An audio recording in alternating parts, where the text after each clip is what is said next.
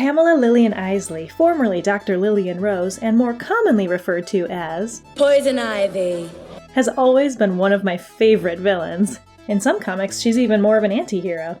Originally based on Betty Page, this femme fatale first appeared in Batman issue number 181, printed back in 1966, which is what inspired the pop art version of this look. In her very first appearance, she had no superpowers at all, but soon various writers made her backstory far more interesting and fleshed out. During the design phase of this makeup look, I went back and forth on whether the skin should stay flesh-toned or green, and the more I researched, the more I found that depictions of her are pretty much evenly split, right down the middle. Some comics claim she has chlorophyll in her blood, which explains the green skin coloration, but overall I get the sense it's just more of each individual artist's personal preference. And since I'm going to be doing Alphaba from Wicked later on, I decided to leave the green skin tone to the very first and true OG Green Lady. More on that later. Regardless of how Poison Ivy is drawn, she is always incredibly sultry, seductive, and sexy. If you want to learn how to achieve this Poison Ivy pop art inspired look, keep watching. Please be sure to subscribe, like, hit the bell, and all that other fun stuff YouTubers are constantly saying.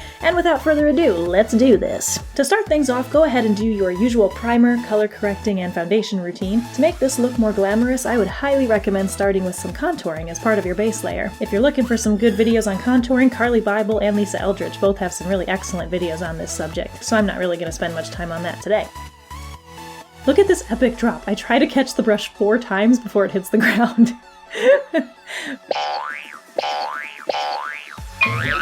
Anyways, just using a bit of bronzer here to give my skin a nice healthy glow overall, and after contouring I bake and set my foundation with some translucent powder. Fill in the lower waterline with white eyeliner and use white eyeshadow generously along the lower lash line, adding it also under the brow arches and inner corner of the eyes. Fun fact, putting white under your eyes will actually help make your eyes look bigger and more cartoony. Next, I'm adding some highlight to the top of my cheekbones and the bridge and tip of my nose. Now to create a smoky eye, put some neon lime green eyeshadow all over your lid, and then use a slightly darker green just above the crease, and use the darkest shade of green on the outer corners and blend that into the outer crease. Now blend for your life and make a big wing pulling out from the bottom of the eye.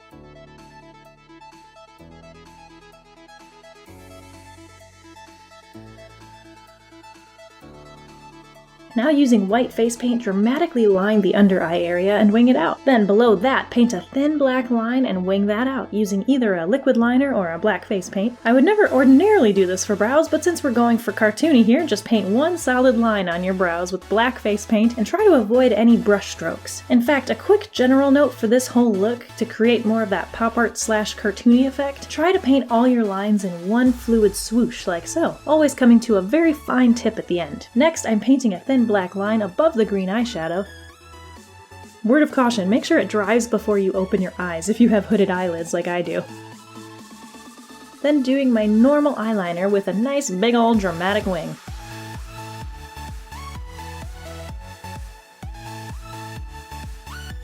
With a neon yellow face paint, create a thin line right below the top black line, right on top of your eyeshadow.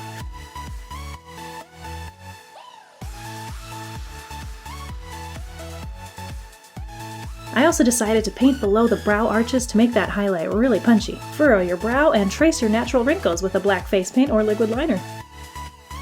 Now we're going to paint the contour on our nose, making one side of these lines thicker than the other, simulating where the shadows would fall. Trace the outer corners and insides of your nostrils with some black face paint too. Yeah, it's gonna feel a little weird. You never realize how hard it is just to paint a perfectly straight line until you try to do it on your face, which is not a perfectly flat surface. So this step may take some practice and makeup removing wipes to get it exactly how you want it, but that's okay, you got this. On the outer corners of the under eye liner, put a half strip of thin false lashes. It helps to apply the glue first, wait for under a minute for the glue to get a little tacky, then tilt your head so that they don't fall off during application. And now back to the nose, pulling a little bit of black down onto the philtrum. Bet you didn't know it was called that, did ya? Neither did I, actually. I had to Google it. Trace your cheekbones and the top of your chin. I skipped over the chest area in this video because it's the same technique as the skeleton tutorial, but I'll make sure to link that below in case you missed it. Now we're applying bright red lipstick and lining the lips with black pencil liner, followed by outlining the outside and inside of my ears with with, you guessed it, that same black face paint. With white face paint, line the bottom and top outer corners of the lips, right next to the thick shadow line on the nose and above the jaw that I somehow forgot to show myself lining with black, but yeah, do that. With a thicker brush, paint your hairline, including the part all the way around.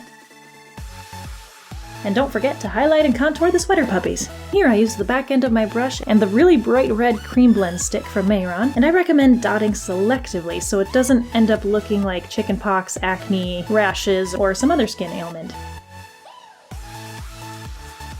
I bought these green jewel stickers online. They're super easy to find, but I'll link where I got mine below. And these are based on V. Neal's iconic makeup design in the Tim Burton film Batman and Robin that she did on Uma Thurman. Then I lined them all with that same black face paint to tie them into the whole pop art look. And finally, add a few black streaks throughout your hair to create some drawn-on shadows. Also, add some dramatic, long, lush lashes on the top lid. And congratulations, you've just become a powerful pheromone-controlling supervillain! Thank you so much for watching, and please feel free to share this with anyone who you think might want to do a pop art look, or just look like a supervillain. Until next time, take it easy.